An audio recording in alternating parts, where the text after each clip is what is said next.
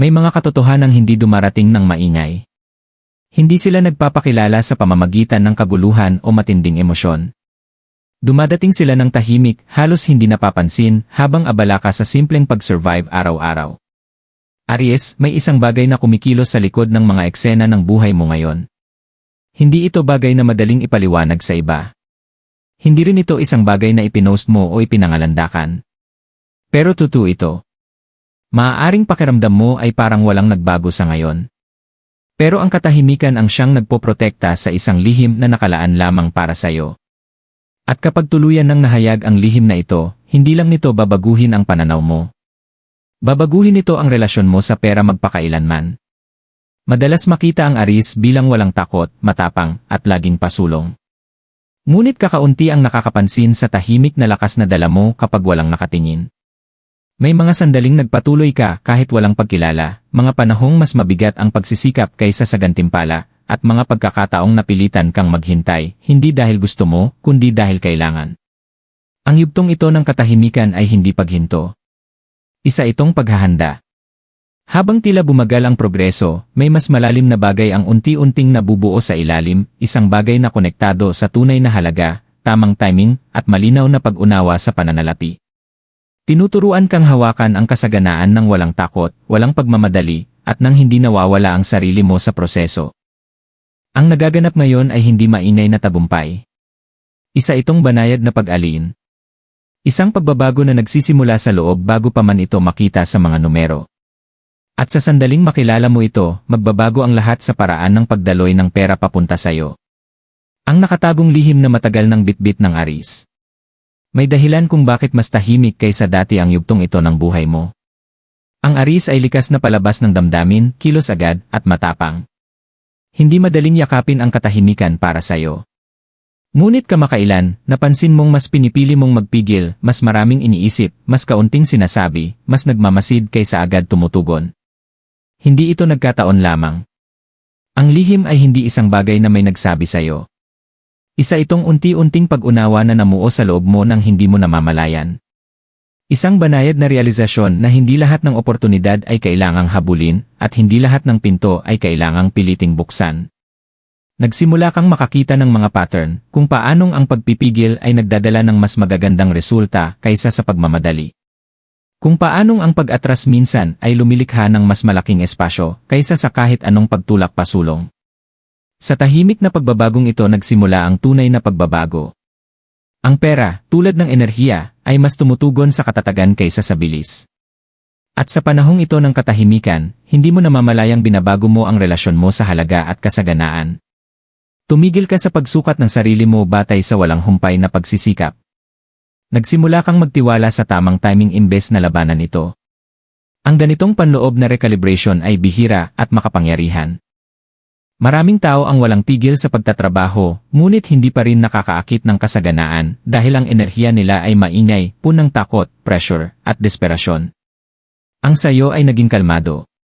Nakaugat. Nakatuon. Ang katahimikang ito ang lihim. Senyales ito ng kahandaan.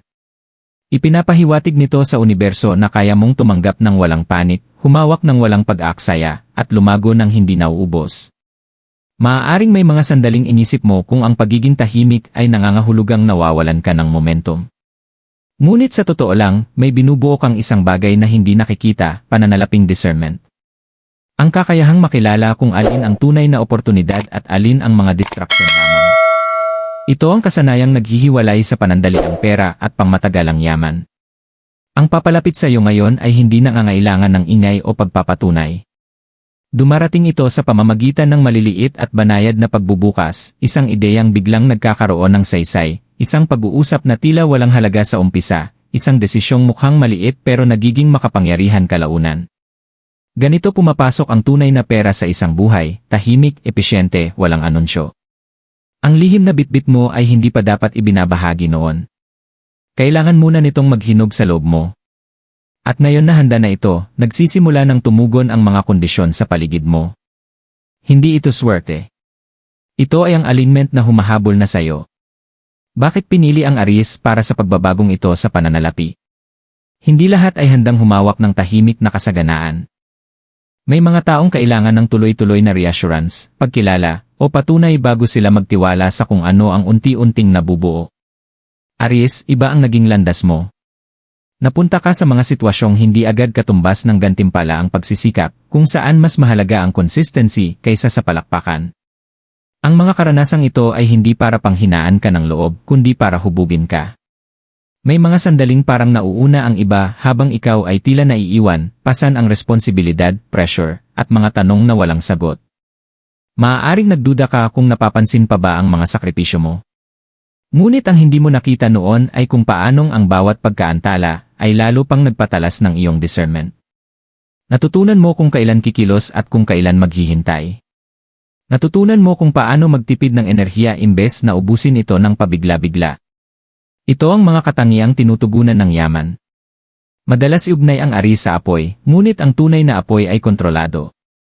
Kapag walang pamamahala, mabilis itong sumusunog at walang iniiwan. Kapag kontrolado, hinuhubog nito ang lakas at tibay.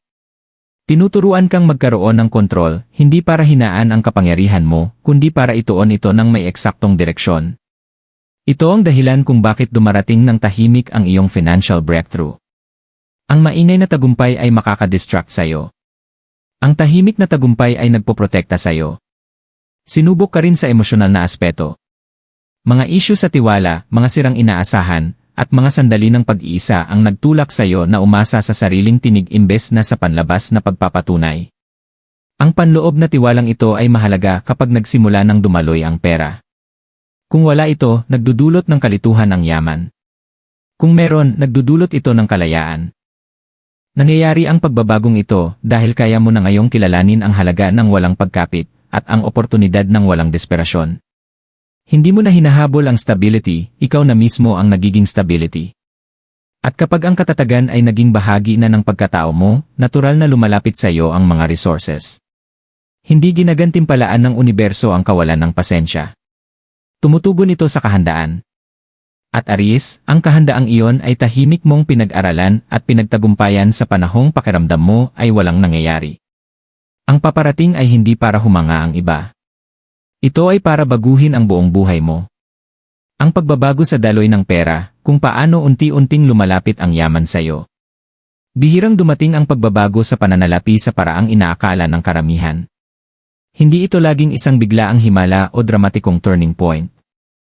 Mas madalas, nagsisimula ito bilang isang tahimik na pagsasaayos ng mga pangyayari. Para sa Aries, ang pagbabagong ito ay dumarating ng banayad, halos hindi napapansin, sa pamamagitan muna ng pagbabago sa kamalayan bago pa man sa kita. Maaaring mapansin mo na mas malinaw na ngayon ang mga desisyon. Ang mga oportunidad na dati nakakalito ay unti-unting ipinapakita ang tunay nilang halaga. Hindi ka na naakit sa lahat ng nangangakong mabilis na resulta. Sa halip, natural kang nahihila patungo sa mga bagay na matatag, pangmatagalan, at tugma sa'yo. Hindi ito pag-aalinlangan. Ito ay discernment. Tumutugon ang pera sa ganitong antas ng kalinawan. Kapag naging mas mapili ang enerhiya mo, tumitigil ang pagkalat ng kasaganaan at nagsisimula itong mag-ipon sa tamang direksyon. Ang pagbabagong papasukan mo ay pumapabor sa kalidad kaysa sa bilis, sa pangmatagalang kita, kaysa sa panandaliang panalo.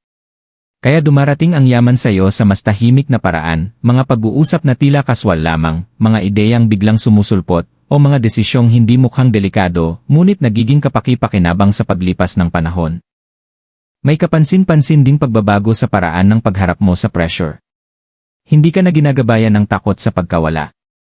Sa halip, pinangungunahan ka ng tiwala sa tamang timing. Ang panloob na katahimikang ito ay nagbabago sa tingin ng iba sa iyo. Nagsisimulang magtiwala ang mga tao sa iyong paghusga. Ang presensya mo ay nagiging kalmado at matatag. At ang tiwala, higit pa sa ambisyon, ang siyang nagbubukas ng mga pintuang pinansyal na nananatiling sarado para sa karamihan. Hindi nangangailangan ng labis na pagpupumilit ang yugtong ito. Sa katunayan, ang pagpilit ngayon ay maaaring makapagpabagal pa ng mga bagay. Mas lalakas ang daloy kapag nananatili kang mapagmasid, tumutugon sa tamang oras, at steady. Lumalapit ang yaman sa mga kayang humawak nito ng walang kaguluhan. At napatunayan mo sa pamamagitan ng pasensya at pagpipigil na kaya mo yon. Maaaring hindi ka hanga-hanga sa unang tingin ang mga nangyayari ngayon. Ngunit tahimik itong bumubuo, patong-patong na matatalinong hakbang ang nililikha. At bago mo pa mapansin, ang katatagan ay nagiging momentum. Ganito dumarating ang pangmatagalang pera.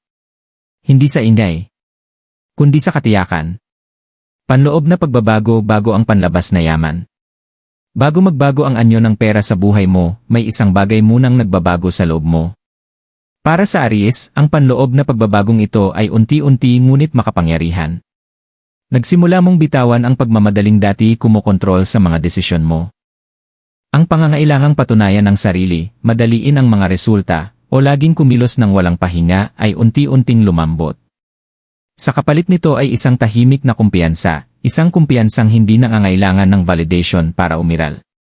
Mas mahalaga ang panloob na pagbabagong ito kaysa sa inaakala mo.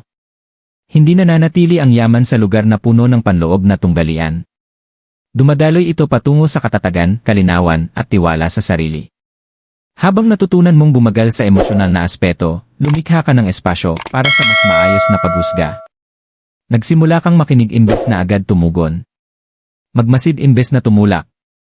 At sa ganitong paraan, nakuha mo ang kontrol sa sarili mong enerhiya. Maaaring napansin mo ring nag-iba na ang mga prioridad mo. Ang mga bagay na dati labis kang na-excite ay wala na ang dating hatak. Mas pinipili mo na ngayon kung saan mo ilalaan ang oras, lakas, at mga commitment mo. Ito ay tanda ng paglago, hindi ng pagkawala. Kapag mas pinahahalagahan mo ang sarili mo, natural mong naakit ang mga sitwasyong gumagalang sa halagang iyon, kasama na ang mga oportunidad sa pananalapi. Ang pagbitiw sa pressure ay nagbigay daan din sa paghilom mula sa mga nakaraang pagkadismaya. Ang mga sandaling hindi napansin ang pagsisikap mo, o ang mga panahong tila laging kulang ang pera, ay hindi na ikaw ang dinidikta. Sa halip, tinuruan ka ng mga ito ng tibay ng walang pait. Ang ganitong emosyonal na maturity ay bihira, at mahalaga ito sa responsableng paghawak ng kasaganaan. Iba na ngayon ang tugon ng universo sa bersyon mong ito. Hindi dahil mas malakas kang humiling, kundi dahil handa ka ng tumanggap ng may katahimikan. At kapag ang kalma ay naging natural na estado mo, dumarating ang mga oportunidad ng walang hadlang. Ang panlabas na yaman ay humahabol na lamang sa panloob na kaayusang matagal mo nang binuo. Mga senyales na maaaring simulan ng mapansin ng Aries.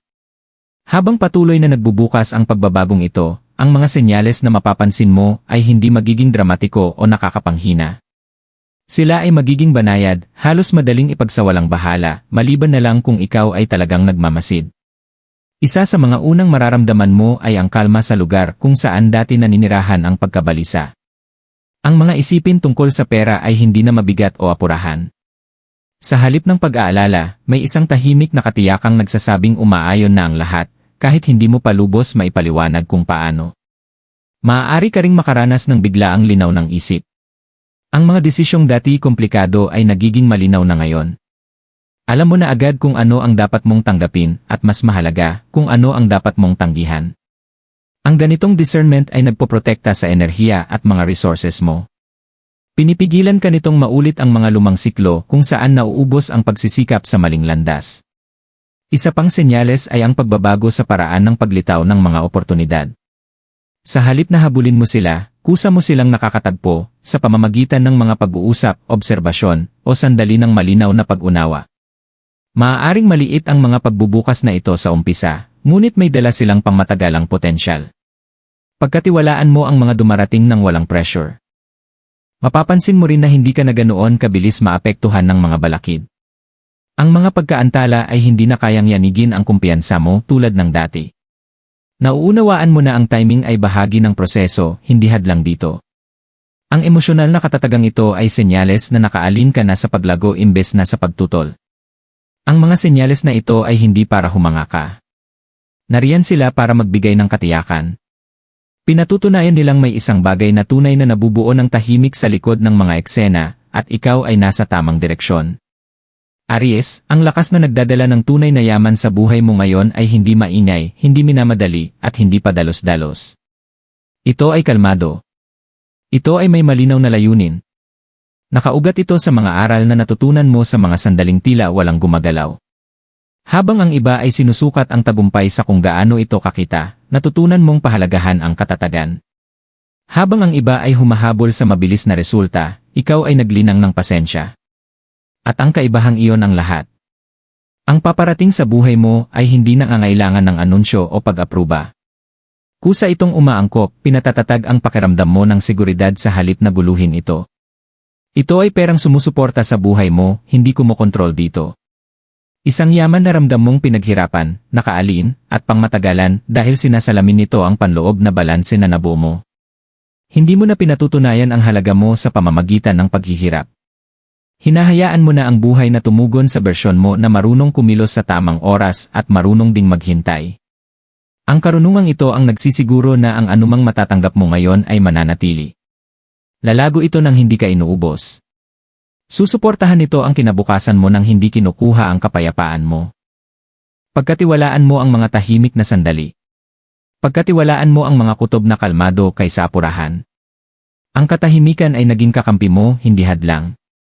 Ang lihim na kasama mong naglakbay sa gitna ng kawalang katiyakan ay handa na ngayong ihayag ang gantimpala nito. Ang yugtong ito ay hindi humihiling na baguhin mo ang sarili mo.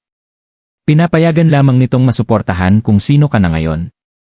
At habang nagbubukas ang kabanatang ito, tandaan mo.